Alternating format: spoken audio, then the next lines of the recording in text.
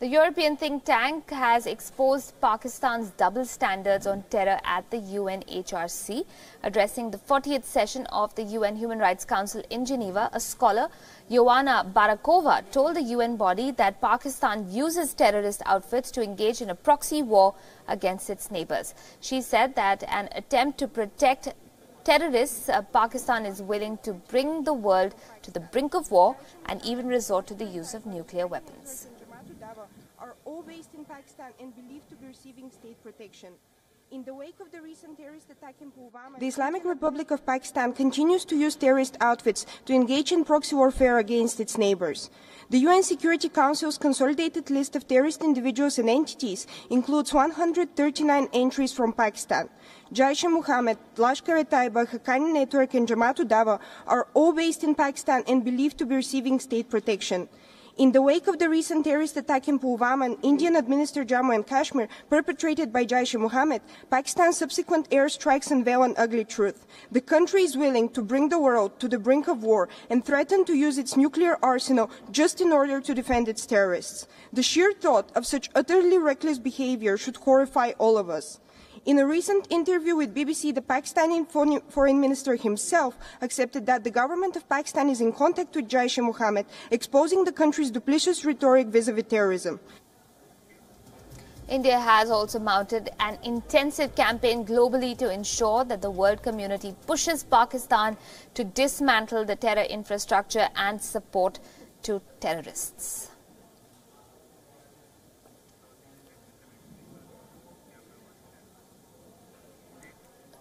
All right, we're cutting across to the British House of Commons. The Brexit debate is on. Remember, this is ahead of a crucial vote that lawmakers will be taking on the Brexit deal. Let's listen in.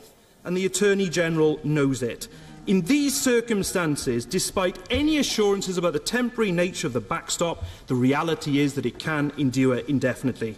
92 days after the Prime Minister abandoned the first meaningful vote, in this Attorney General's view, the legal risk remains unchanged.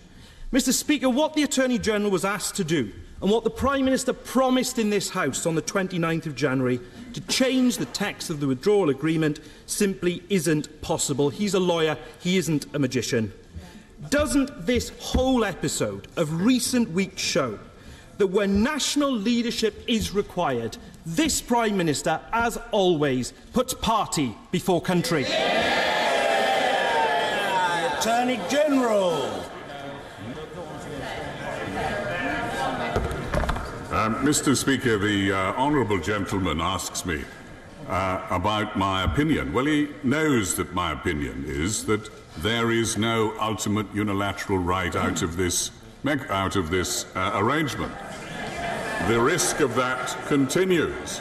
But the question is whether it is a likelihood politically. I have to say, Mr. Speaker, that one thing we didn't hear from the honourable gentleman is what the Labour Party's position was on the backstop. Do they accept the backstop? Do they think it's a good thing?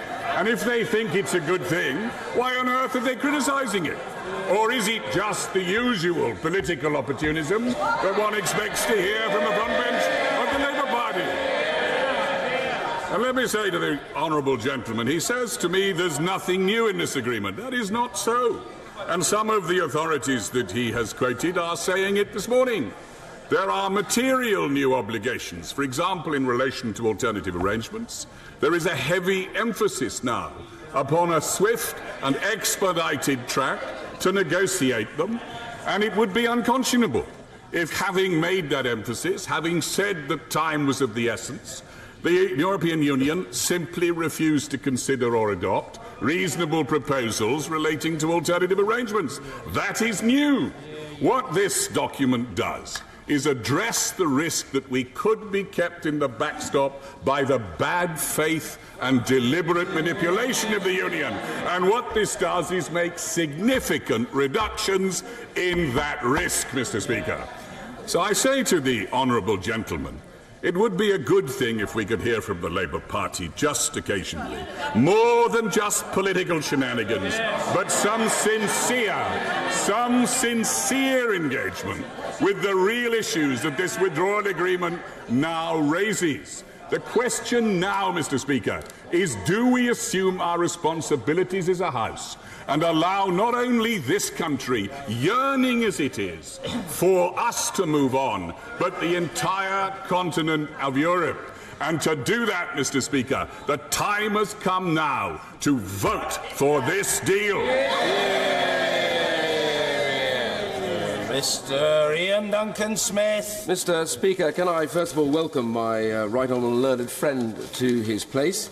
He has shown absolutely that he is what he should be, an independent advisor to the government. And I congratulate him for that, because that is exactly what he should be. Can I ask him this particular question, given the clarity of his advice, as he will know that I and others have spent some time looking and working on alternative arrangements. I would like to clarify exactly what force he thinks that those would be, as he said just now, that they have an obligation to consider and or adopt such proposals if made in a reasonable way. How does that square with his paragraph 16, where he says it would be highly unlikely that the United Kingdom could take advantage of the remedies available to it if such a breach under the withdrawal agreement occurred? Mr. Speaker, I think my right honourable friend has, by paragraph 16, wrong, if I may respectfully say. What it says was, I advised in the past that that was so. What I now consider at paragraph 17 is that the binding provisions of this joint instrument and the content of the declaration reduce the risk that we would be held involuntarily and by bad faith. Why? Because these new provisions make it easier, facilitate an effective claim to the arbitrator that that conduct is being exhibited. And those are cumulative, I say to my right honourable friend. If one has to look at the agreement as a whole, the instrument as a whole, if one puts it all together as a whole, one sees that the obligation... All right, that is promises to go on for a while. We'll, of course, get you an update on what exactly comes out of that crucial debate. But for now, let's turn our attention to elsewhere in the West. The New York Times has done it again. The American newspaper's latest article on the Pulwama terror attack is an example of how Western media misleads readers and tries to influence the narrative when it comes to India. The headline described the Pulwama terror attack, which killed no less than 40 Central Reserve Police Force men, an explosion. It said, quote, in India's election season, an explosion interrupts Modi's slump, end quote. Indians worldwide called out the newspaper for its biased writing and said that the article was actually an unsubstantiated opinion piece rather than a factual report. The online outrage finally forced the New York Times to change the headline, but they simply replaced the word explosion with the word bombing. But this isn't the first time that the New York Times has spun stories against India. An article on the dogfight between Indian and Pakistani warplanes on March 3rd had come under sharp criticism as well. The article questioned India's capability of waging war following the aerial clash between India and Pakistan.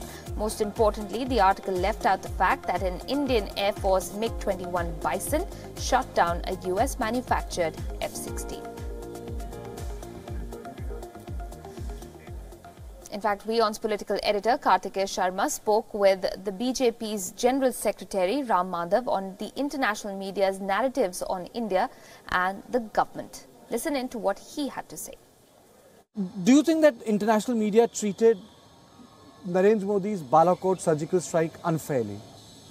Not that we care about it, not that we care for their criticism, but yes, not just Balakot, not just the recent terror thing.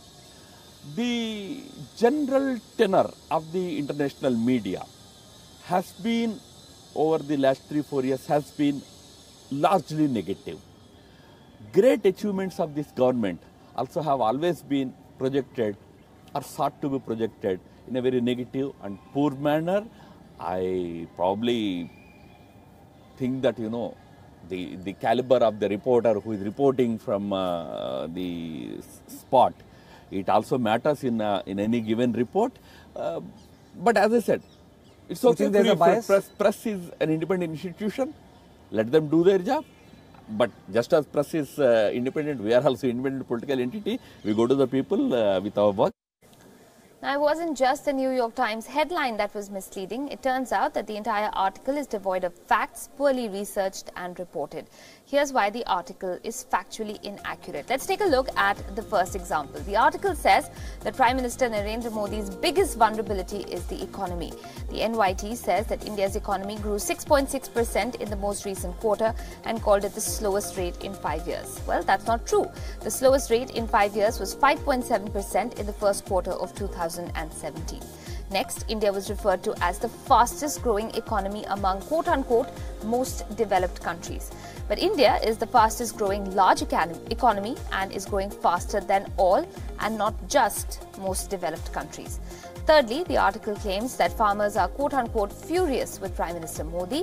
The article says, and I quote, he had promised to ensure that farmers received prices high enough to make a profit, but export controls and overproduction have cut deeply into prices for crops like onions and potatoes, end quote. The NYT therefore conveniently ignores proactive measures for the farm sector, such as minimum support price at 1.5 times the input cost and the 6,000 rupees directly credited into the bank accounts of nearly 120 million small farmers. The article also claims, without any facts, figures or numbers, that hate crimes against Dalits have exploded. In this case, isolated incidents are being painted as widespread alienation of certain groups.